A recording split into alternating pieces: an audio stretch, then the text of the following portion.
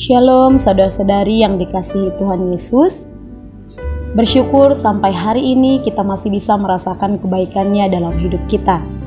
Renungan kita hari ini terdapat dalam kitab Mazmur pasal yang ke-44 ayat yang keempat, yang berbunyi demikian. Sebab bukan dengan pedang mereka menduduki negeri, bukan lengan mereka yang memberikan mereka kemenangan, melainkan tangan-Mu dan lengan-Mu dan cahaya wajah-Mu, sebab Engkau berkenan kepada mereka.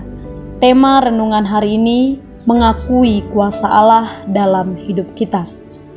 Jeritan bangsa yang tertindas, judul dari pasal 44. Bani Korah memuji Tuhan dengan nyanyian tentang Allah yang senantiasa ada bagi bangsa Israel pada masa itu. Jeritan mereka bukan tanpa alasan. Mereka menjerit dan mulai mengingat Tuhan karena kesalahan yang diperbuat. Mereka meninggalkan Allah dan hidup dengan cara mereka sendiri, tanpa mendengarkan firman Allah yang menjadi pedoman hidup mereka. Mereka mulai mengenang cerita yang didengar dari nenek moyang mereka, yang bercerita tentang betapa berkuasanya Allah yang mereka sembah. Bukankah seringkali kita hidup demikian, sama seperti yang dilakukan oleh bangsa Israel?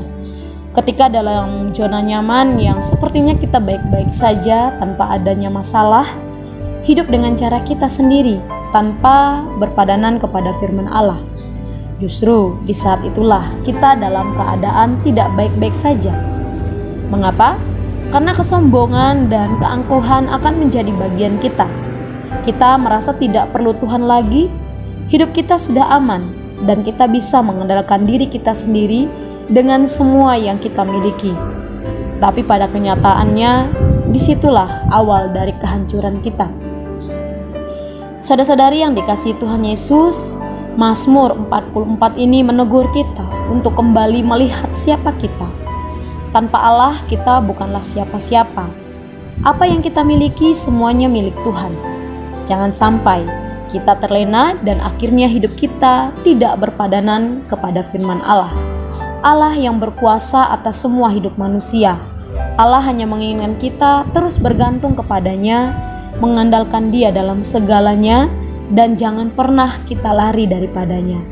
Karena hidup kita tidak akan lebih baik ketika kita meninggalkan Allah. Mari terus mengakui kuasa Allah dalam hidup kita. Demikian renungan firman Tuhan hari ini. Tuhan Yesus memberkati. Shalom.